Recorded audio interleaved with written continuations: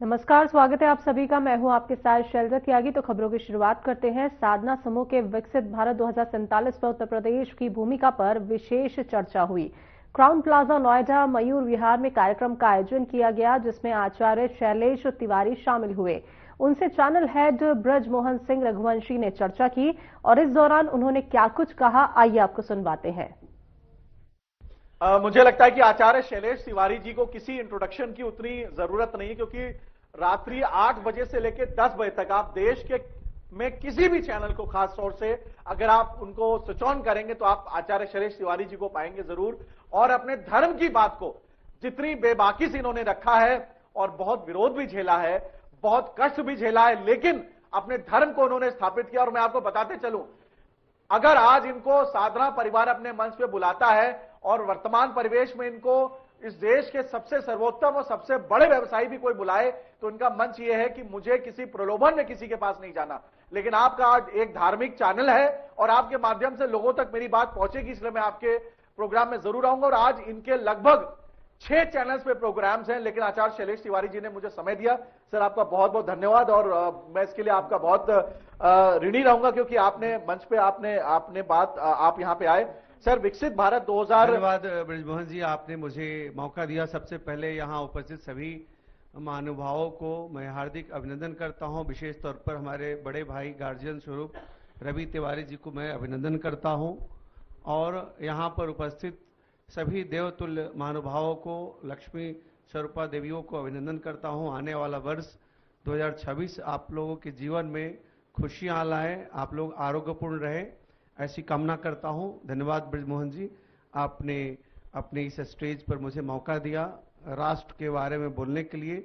और जो पिछली 11 वर्षों से मोदी सरकार जी का काम है, उस पर मुझे लगता है आप चर्चा करेंगे। आप आगे प्रश्न पूछें। सर, 2014 के बाद से आचार्य जी देश में धर्म को लेकर के 2 हिस्से बन गए। एक बड़ा हिस्सा कहता है कि धर्म जरूरी है, ईश्वर जरूरी है। एक दूसरा हिस्सा कहता है कि ये पाखंड है। क्या कहेंगे आप इसमें? देखिए, ईश्वर के बिना सब कुछ नश्वर है, लेकिन ईश्वर के बिना कुछ भी संभव नहीं है। यहां तक कि एक पत्ता भी हिलता है तो बिना ईश्वर की अनुमति से नहीं हिलता। देखिए, कुछ लोग बोलते हैं भगवान नहीं है। आप बता दो कि कैसे भगवान है, तो मैं आपको प्रूफ करके बता रहा हूं कि आपको यह हवा नहीं दिख रहा है, इसका साइज नहीं दिख रहा है, वजन नहीं दिख रहा है, लेकिन इसी ऑक्सीजन को एक सिलेंडर में डाल देते हैं तो उसका वजन भी दिखता है, उसको लिक्विड रूप में भी आप देख सकते हैं। ठीक उसी प्रकार ईश्वर अनुभूति का एक ऐसा दिव्य स्वरूप है जिसे हम हर पल महसूस करते हैं।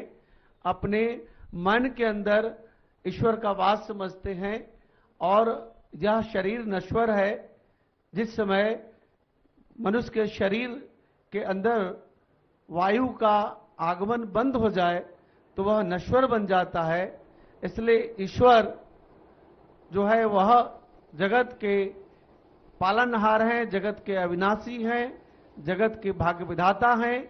जो लोग ईश्वर को नहीं मानते हैं वह स्वयं को नहीं जानते कि वह इस धरती पर क्यों आए हैं। जैसे पशु पक्षी लोग आते हैं और निकल जाते हैं, कुछ जीव जंतु आते हैं निकल जाते हैं, कीट पतंग आते हैं निकल जाते हैं, वह ईश्वर को नहीं समझ पाते। ठीक उसी प्रकार वह मनुष्य ईश्वर को नहीं समझ सकता तो वह कीट पतंग से भी बदतर है। मेरा ऐसा मानना है कि ईश्वर को मानने वाला और ईश्वर को नहीं मानने वाला, जो नहीं मानने वाला है वह भी जब संकट में होता है तो ईश्वर को ध्यान करता है, ईश्वर को जपता है, ईश्वर से गुहार लगाता है। अगर किसी व्यक्ति को शरीर में दर्द हो, भले ही वह भगवान को नहीं मानता, उसके ऊपर बहुत सी बड़ी कठिनाइयां आती है, तो ईश्वर को जरूर ध्यान करता है। मेरा मानना है कि ईश्वर के नहीं मानने वाले ना के बराबर हैं, और जो ना हैं वह मनुष्य रूपी नहीं के बराबर ही हैं। और जो 2014 की बात कह रहा हूं, निश्चित तौर पर 2014 के बाद पूरे भारत में एक जन जागृति आई है। जब मंदिर में लोग नहीं जाते थे, सुनसान हुआ करता था, आज मंदिरों में इतना जगह है। मैं भारत के करीब करीब सभी मंदिरों में गया हूं। पहले मुझे करीब करीब सभी मंदिरों में वीवीआईपी प्रोटोकॉल मिलता था और आराम से दर्शन होता था। आज उसके लिए सोचना पड़ता है कि वहां जाएंगे तो बहुत लोगों को परेशानी ना हो, तो आम जनमानस बनकर ही जाइए। जैसे बाबा विश्वनाथ का मंदिर मैंने 125 से ज्यादा रुद्राभिषेक बाबा के पास बैठ करके 2013 से पहले किया, यानी 5 से 13 तक। लेकिन अब आप जाते हैं तो 10 सेकंड से लेकर 30 सेकंड तक आपको समय मिलता है, उससे ज्यादा आप समय नहीं वहां रुक सकते। तो इसका मतलब यह है कि 2014 के बाद भारत में सनातन धर्म का जन जागरण हुआ है और निश्चित तौर पर भारत का सनातन धर्म का विकास बहुत हुआ है। और मेरा ऐसा मानना है कि सनातन धर्म का सिर्फ विकास नहीं बल्कि सबका विकास और सबका साथ मिला है। देखिए, जैसे राम मंदिर का निर्माण हुआ, निर्माण होने के बाद 2024 में उद्घाटन हुआ, तो आप जान लीजिए कुछ लोग बोलते हैं कि क्या हो गया, क्यों हुआ और उससे क्या फायदा, कोई हॉस्पिटल बन जाता। भाई, राम मंदिर निर्माण हुआ है तो वहां पर 10 लाख लोगों को रोजगार मिला है। आप बोलते हैं कि सिर्फ ब्राह्मणों को रोजगार मिला है, कुछ लोग बोलते हैं सिर्फ फूल वालों को। सिर्फ फूल वालों को और ब्राह्मणों को नहीं रोजगार मिला है, वहां कंस्ट्रक्शन बढ़ गया है, वहां रोड बन गया है, वहां पर बिजली की खपत बढ़ गई है, वहां पर जो मिठाई है, फूल है, उसके अलावा पर्यटन के लिए 5 स्टार होटल हैं, सामान्य छोटे बड़े होटल हैं, मझले होटल हैं। तो इस प्रकार से 10 लाख से ज्यादा लोगों का रोजगार की प्राप्ति केवल और केवल अयोध्या में हुआ है। और जैसा मैंने इकोनॉमिक्स का विद्यार्थी रहा हूं, मैंने एमए इकोनॉमिक्स किया है, मैंने ज्योतिष पर विशेष वैदिक तंत्र पर आचार्य की पढ़ाई की है, मैंने पत्रकारिता की भी पढ़ाई IIMC से किया है। तो मेरा जो आकलन है कि 50,000 करोड़ से ज्यादा 5 साल में केवल और केवल राम मंदिर और बाबा विश्वनाथ जी के मंदिर से आवागमन व्यापार का हो रहा है, 50,000 करोड़ से ज्यादा का। तो यह सब केवल और केवल राम मंदिर के निर्माण से हुआ है, काशी के कॉरिडोर से हुआ है। और सिर्फ काशी का कॉरिडोर ही नहीं बना है, आप देखिए कि 2014 के बाद उज्जैन महाकालेश्वर का कॉरिडोर बना है, केदारनाथ का जिस तरह से भीषण आपदा आई थी उसके बाद से नवनिर्माण हुआ है, बद्रीनाथ जी का नवनिर्माण हुआ है, हमारे बाबा विश्वनाथ जी के पास ही नजदीक में विंध्यवासिनी माता के विंध्याचल में हुआ है निर्माण, मिर्जापुर में। और सिर्फ हम यही नहीं कह सकते, सनातन धर्म में बहुत बड़ा जन जागृति आई है। आप उत्तर से दक्षिण, पूरब से पश्चिम, यानी उत्तर से आप मां वैष्णो देवी से कह दें और दक्षिण में आप रामेश्वरम तक कहें, सब जगह निर्माण हुआ है, सब जगह उत्थान हुआ है, नव निर्माण हुआ है और सनातन की जन जागृति हुई है। कहीं न कहीं इसका श्रेय हमारे देश के यशस्वी प्रधानमंत्री नरेंद्र मोदी जी को जाता है और उत्तर प्रदेश के यशस्वी मुख्यमंत्री योगी आदित्यनाथ जी को जाता है। सिर्फ और सिर्फ लोगों को लगता है, बहुत लोगों ने कहा था कि हॉस्पिटल चाहिए था, तो हॉस्पिटल भी बनेगा। राम मंदिर बन गया तो मंदिर के लिए हॉस्पिटल भी बनता है, मंदिर के लिए गरीब बच्चों के लिए विद्यालय भी बनता है, संस्कृत विद्यालय भी बनता है, पशु चिकित्सालय भी बनता है। इसके अलावा फ्री का भोजनालय भी होता है, फ्री का धर्मशाला भी होता है। तो इस प्रकार से मानव कल्याण के लिए धर्म जरूरी है। धर्म के बिना जीवन अधूरा है और धर्म धारण करने का चीज है। धर्म जो है वह सत्य को धारण करता है, अहिंसा को धारण करता है, आस्थे को, अपरिग्रह को और साथ ही साथ सेवा भाव को धारण करता है। तो साल 2014 के बाद जिस तरह से हमारे भारत भूमि में जन जागृति हुई है और आने वाला 2047 जो हमारा है उसमें हमारे साधु संतों की महत्वपूर्ण भूमिका है। एक जाति पाति के बीच जो मतभेद है उसको दूर करने का, दूसरा स्वदेशीकरण का, तीसरा धर्म की जागृति का, तीसरा चरित्रवान बनने का। आज धर्म के माध्यम से आने वाले 2047 को विकसित राष्ट्र बनाने के लिए साधु संत महात्मा नव युवा पीढ़ी को जन जागृति करके, उनको मोटिवेशन करके चरित्रवान बनने का, नशा मुक्त होने का। आज जिस तरह से पंजाब राज्य नशा से ग्रसित है, पूरा पंजाब राज्य नशा से ग्रसित है, और जिस तरह से वहां धर्मांतरण हो रहा है, यह बहुत बड़ा चिंता का विषय है।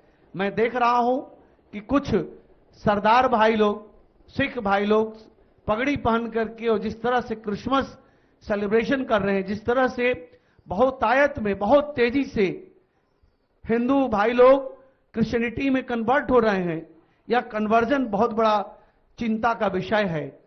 तो इस पर भी हमारे साधु संत लोग ध्यान दे रहे हैं और जन जागृति करेंगे। साथ ही साथ आपने देखा कि कैसे 2025 में महाकुंभ का आयोजन योगी आदित्यनाथ जी के प्रताप और प्रभाव से किया गया। पूरे विश्व के 60 करोड़ से ज्यादा लोग वहां आकर के उस महाकुंभ में डुबकी लगाए। महाकुंभ में डुबकी लगाने का मतलब सिर्फ नहाने से, स्नान करने से नहीं है। मतलब है कि पूरे विश्व के एक दूसरे के सांस्कृतिक कल्चर को समझने का, एक दूसरे से मिल करके एक दूसरे को समझने का, एक दूसरे के साथ जुड़ करके भविष्य में काम करने का। इसमें लाखों करोड़ का व्यापार हुआ। इसके साथ साथ आपने देखा कैसे विश्व के तमाम देशों के, चाहे वह मुस्लिम समाज से हो, क्रिश्चियन समाज से हो, यहूदी समाज से हो या कोई भी समाज से हो, लोगों ने आकर के कुंभ में स्नान किया। स्नान करके उन्होंने सनातन को समझा, सनातन को बहुत करीबी से तरीके से समझा। और हमारे देश के कुछ बड़े संतों ने, यहां तक कि विश्व विख्यात अमीर घरानों को भी बुला करके उन्हें सनातन की परिभाषा, सनातन का महत्व और भविष्य में सनातन ही सब लोगों के बीच में सुख, शांति और आपसी प्रेम को बढ़ाएगा। सनातन ही एक ऐसा धर्म है जो किसी से नफरत करना नहीं सिखाता।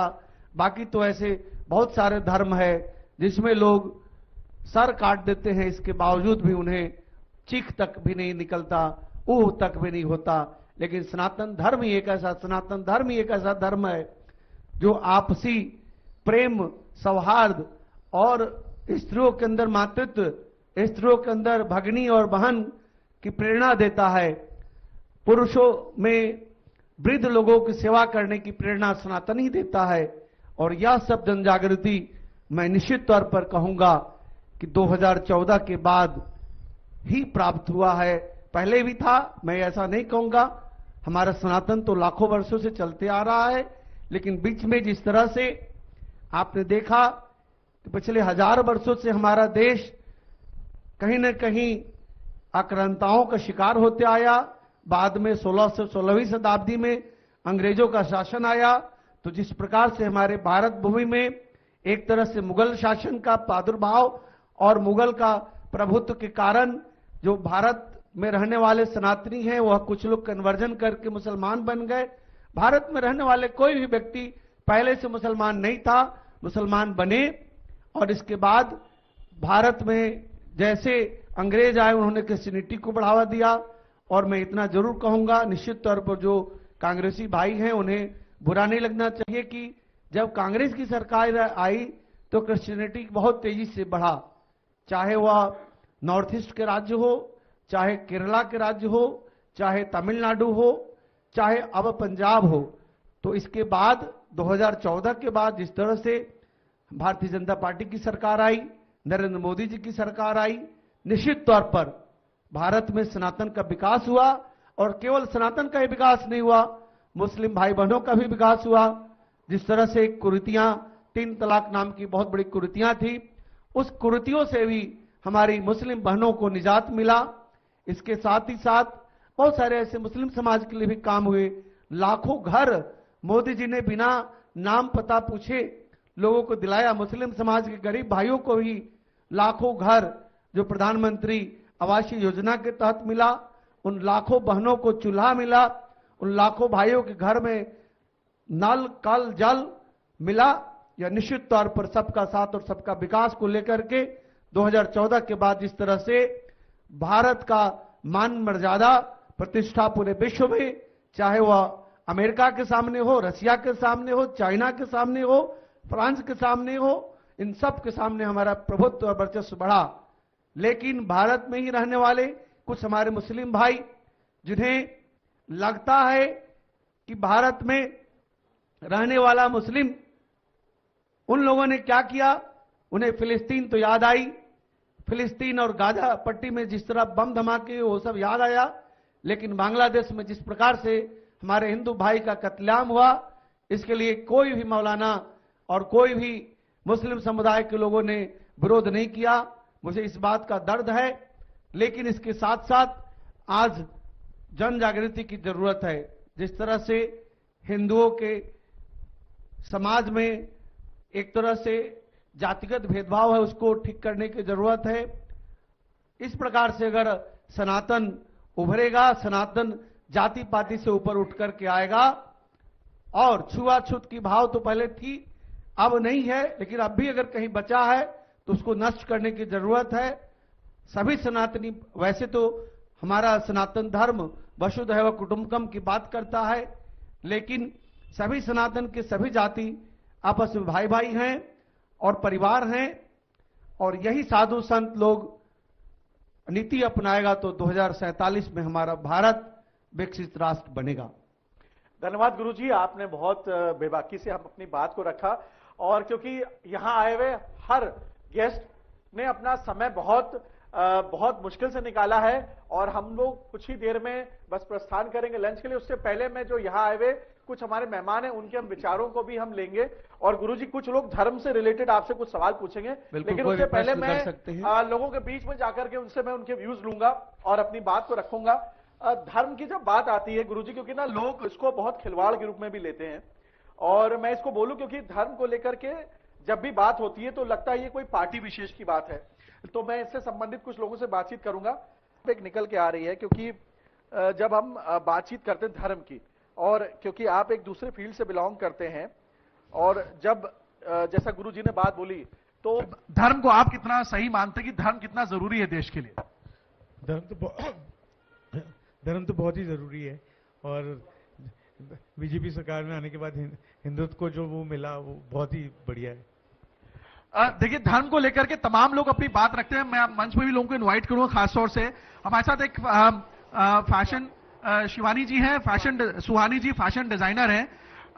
क्योंकि ये आपका सेक्शन नहीं है, लेकिन आप क्या सोचती हैं धर्म को लेकर, क्या सोचती हैं आप? मुझे ऐसा लगता है कि धर्म हमारा एक बेस है। जैसे आत्मा शरीर में होती है, तो वैसे ही धर्म से हम चलते हैं। वो हमें बताता है कि हमें किस राह पे चलना है, कैसे चलना है, क्या हमारी संस्कृति है। तो ये बहुत जरूरी है, बेस है, फाउंडेशन है किसी भी जीवन का धर्म। आप किसी भी धर्म से हो सकते हैं, लेकिन आप अपने धर्म को फॉलो कीजिए। I think that is the part of your culture, your celebration. अभी हाल ही में गुरुजी जो वर्तमान में देश के सांस्कृतिक मंत्री हैं और पर्यटन मंत्री हैं शेखावत जी, उनसे हमारी ब्यूरो हेड ने सवाल पूछा धर्म के बारे में। मैं पूछना चाहूंगा, आपको याद है वो सवाल जो आपने पूछा था शेखावत जी से, उसके विषय में आप शैलेश तिवारी जी से कुछ पूछना चाहें तो? सर, हम लोग हिंदू धर्म से बिलोंग करते हैं, और जब से बीजेपी की सरकार आई है थोड़ा ज्यादा बढ़ गया है। सभी लोग धर्म को लेके, सभी के मन में पहले से शुरू से ही रहा है, लेकिन अभी थोड़ा सा हमारे देश में एक धर्म को लेके ज्यादा लोगों में जागरूकता आई है, हम कह सकते हैं।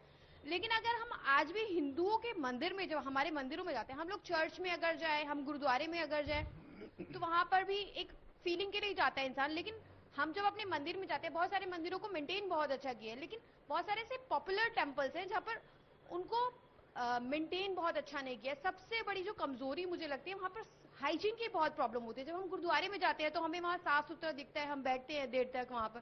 तो मेरा सवाल उनसे यही था कि आप क्या इस पर काम कर रहे हैं? तो उन्होंने बोला कि हम चिन्हित करके धीरे धीरे इस पे काम करेंगे। आपकी उस पर क्या राय है? यहाँ क्या होता है, कलश स्थापन होता है, आपके घर में यज्ञ होता है तो उसकी सामग्री को आप जाकर के जमुना जी में गंगा मैया में फेंक देते हैं, गंगा मैया को प्रदूषित करते हैं, जमुना मैया को प्रदूषित करते हैं। ठीक उसी प्रकार आपने पूजा का फूल, कुछ सामग्री, कुछ पॉलीथीन है तो नजदीक में जाकर के कूड़ेदान में न डाल करके उसको पार्क में डाल देते हैं, गंदगी फैलाते हैं। ठीक उसी प्रकार मंदिरों में भी जिस तरह से हमारे हिंदू धर्म के मंदिरों के बाहर जो बेगर हैं, भिखारी हैं, और जगहों पर उतना भिखारी लोग नहीं होते, जो असक्षम लोग हैं, तो आज जरूरत है समाज में लोगों को जनजागृति करके जो भिखारी वर्ग हैं उनको सेवा देना, उनको ऐसा सबल कर देना कि ताकि वो जहां पर हैं वहां थोड़ा अपने आप को मजबूती करके वहां गंदगी ना फैलाएं, तो जनजागृति होगी। और साथ ही साथ खुद को बदलना होगा।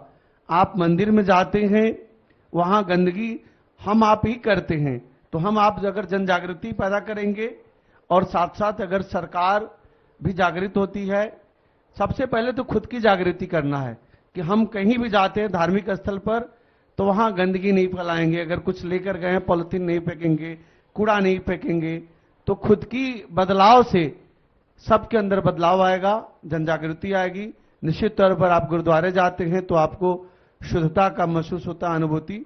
लेकिन आप सिर्फ उत्तर भारत की बात कर रही हैं, आप दक्षिण भारत में तिरुपति बालाजी जाइए, वहां की सफाई देखिए, आप सिद्धि विनायक जाइए, वहां की सफाई देखिए, आपको जाना है काशी विश्वनाथ जी जाइए, वहां की सफाई देखिए।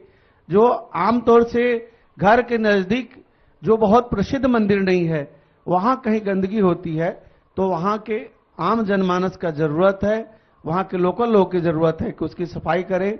हम अपने घर की सफाई खुद नहीं करेंगे तो बाहर से कोई करने वाला नहीं आएगा, इसलिए जन जागृति बहुत जरूरत है।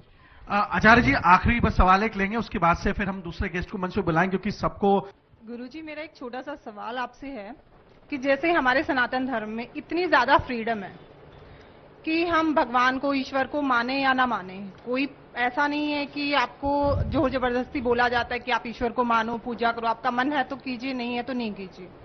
अगर हम सेम चीज दूसरे समुदाय में देखते हैं, जैसे मुस्लिम समुदाय को ले लीजिए, उनका एक फिक्स होता है फ्राइडे को आपको नमाज करने जाना ही है, करना ही है, बच्चों को मदरसा भेजा जाता है कि आप जाइए और उनको पढ़ाई कीजिए। क्या हम अपनी संस्कृति को, अपने सनातन को बताने को और बढ़ाने के लिए कुछ ऐसे प्रोग्राम स्कूल में या कॉलेजेस में कुछ कर सकते हैं ताकि उनको अच्छे से बताया जाए? आने वाली जनरेशन के लिए हम क्या करें? देखिए, सरकार तो ये सब बड़े स्तर पर काम जो है सरकार का है। गीता का विशेष रूप से सभी स्कूलों में पढ़ाने की बात हो रही है, कहीं कहीं पढ़ाया भी जा रहा है, और सरस्वती शिशु मंदिर जैसे विद्यालयों को बढ़ावा देने की जरूरत है। इसके साथ ही साथ हर गली मोहल्ले में हर व्यक्ति को कम से कम सप्ताह में 2 दिन, मंगलवार को और शनिवार को मंदिर जाना चाहिए। आज जो बहुत बड़े बड़े मंदिर हैं वहां पर तो लाखों की भीड़ है, वहां पर दर्शन के मौके नहीं मिल पा रहे हैं, लेकिन जो आपके घर के नजदीक के छोटे छोटे मंदिर हैं वहां पर लोग नहीं जा रहे हैं। वहां पर तो स्थिति है कि लोग टेप रिकॉर्डर में आरती कर रहे हैं, आरती करने वाला भी लोग नहीं है। तो आज जन जागृति की जरूरत है। जब जन जागृति होगी, जब लोग समझेंगे कि हम, जैसे मुस्लिम समाज के लोग हर शुक्रवार को जुमे का नमाज करते हैं जाकर के मस्जिद में, चर्च में हर रविवार को करते हैं, ठीक उसी प्रकार अगर प्रतिदिन शाम को अपने घर के नजदीक के मंदिर में 5 मिनट भी अगर हम समय दें, वहां की आरती में हम सहभागी हों, तो निश्चित तौर पर सनातन धर्म में जन जागृति होगी और आपसी जो प्रेम है वह बढ़ेगा। जाति पाति का भेदभाव को दूर करना होगा। मैं यह नहीं कहता कि शादी विवाह जो है वह जिसको मन उससे कर दे, उससे तो जो है वह बहुत ज्यादा समस्याएं पैदा हो जाएंगी। समस्याएं यह होंगी कि अधिकतर जो है वह मिक्सिंग हो जाएगा, ब्रीडिंग का। मेरा मानना है कि शादी विवाह खान पान अपने अनुसार करें, लेकिन देवी देवताओं का उपासना, जैसे अभी महाकुंभ में आपने देखा करोड़ों लोग एक दूसरे के साथ जाकर के स्नान करते हैं, कोई किसी की जाति नहीं पूछता, कोई किसी की गरीबी अमीरी नहीं पूछता। ठीक उसी प्रकार मंदिरों में भी व्यवहार होना चाहिए। जैसा छठ की पूजा होता है, हमारा बिहार, उत्तर प्रदेश, आज पूरे विश्व में छठ मनाया जा रहा है। छठ की उपासना में कोई जाति पाति का भेद नहीं होता, कोई गरीब अमीर का भेद नहीं होता। ठीक उसी प्रकार इन सब भेद को मिटा करके प्रतिदिन 5 मिनट का समय निकाल करके मंदिर जाने की जरूरत है, तभी सनातन की मजबूती होगी। धन्यवाद। धन्यवाद गुरुजी, आपने हमको समय दिया और अब हम अपने दूसरे गेस्ट को बुलाएंगे क्योंकि सब लोग फिर अब लंच के लिए धन्यवाद मोहन जी, बहुत बहुत धन्यवाद आपका गुरुजी जो है। और बुलेटिन में अभी के लिए इतना ही, मुझे दीजिए इजाजत, नमस्कार।